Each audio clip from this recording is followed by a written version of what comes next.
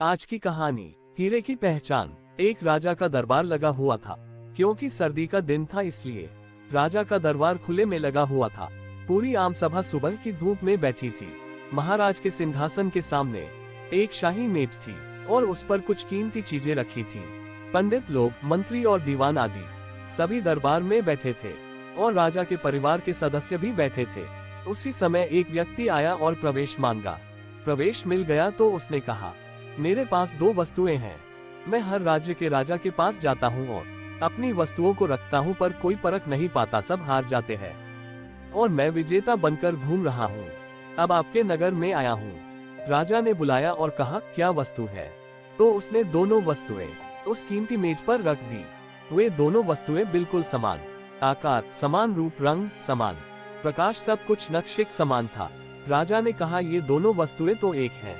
तो उस व्यक्ति ने कहा, हाँ दिखाई तो एक सी ही देती है, लेकिन है भिन्न। इनमें से एक है बहुत कीमती हीरा और एक है कांच का टुकड़ा, लेकिन रूप रंग सब एक है। कोई आज तक परख नहीं पाया कि कौन सा हीरा है और कौन सा कांच का टुकड़ा। कोई परख कर बताए कि ये हीरा है और ये कांच। अगर परख खरी निकली तो मैं हार जाऊंगा और ये कीमती हीरा मैं आपके राज्य की तिजोरी में जमा करवा दूंगा। पर शर्त यह है कि यदि कोई नहीं पहचान पाया तो इस हीरे की जो कीमत है उतनी धनराशि आपको मुझे देनी होगी। इसी प्रकार से मैं कई राज्यों से जीतता आया हूँ। राजा ने कहा, मैं तो नहीं परख सकूंगा। दीवान बोले, हम भी हिम्मत नहीं कर सकते क्योंकि दोनों बिल्कुल समान है। सब हारे, कोई हिम्मत नहीं जुटा पा रहा था।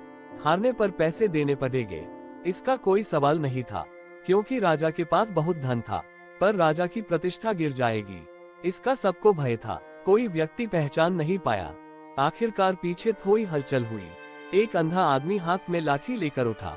उसने कहा, मुझे महाराज के पास ले चलो। मैंने सब बातें सुनी है और यह भी सुना है कि कोई परख नहीं पा रहा है। एक अवसर मुझे भी दो। एक आदमी के सहारे वह राजा के पास पहुंचा। उसने राजा से प्रार्थना की, मैं तो जन्म से अंधा हूँ, फिर भी मुझे एक अवसर दिया जाए जिससे मैं भी एक बार अपनी बुद्धि को परखूं और हो सकता है कि सफल भी हो जाऊं। और यदि सफल न भी हुआ तो वैसे भी आप तो हारे ही है। राजा को लगा कि इसे अवसर देने में क्या हर्ज है। राजा ने कहा कि ठीक है। तो तब उस अंधे आदमी को दोनों चीजें छुआ दी गई और पूछा गया, इसमें कौन सा हीरा है और कौन सा कांच, यही तुम्हें परखना है। कथा कहती है कि उस आदमी ने एक क्षण में कह दिया कि यह हीरा है और यह कांच। जो आदमी इतने राज्यों को जीत कर आया था वह नतमस्तक हो गया और बोला, सही है, आपने पहचान लिया।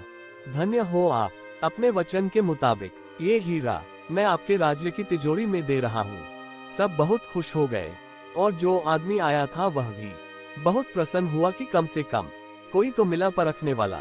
उस आदमी, राजा और अन्य सभी लोगों ने उस अंधे व्यक्ति से एक ही जिज्ञासा जताई कि तुमने ये कैसे पहचाना कि यह हीरा है और वह कांच? उस अंधे ने कहा कि सीधी सी बात है मालिक, धूप में हम सब बैठे हैं, मैंने दोनों को छुआ। जो ठंडा रहा वह हीरा, जो गर्म हो गया वह कांच। जीवन में आप भी देखना, जो बात बात में गर्म हो जाए, उलझ जाए, वह व्यक्ति कांच है, और जो विपरीत परिस्थिति में भी ठंडा रहे वह व्यक्ति हीरा है। इस कहानी को आगे शेयर करें। धन्यवाद।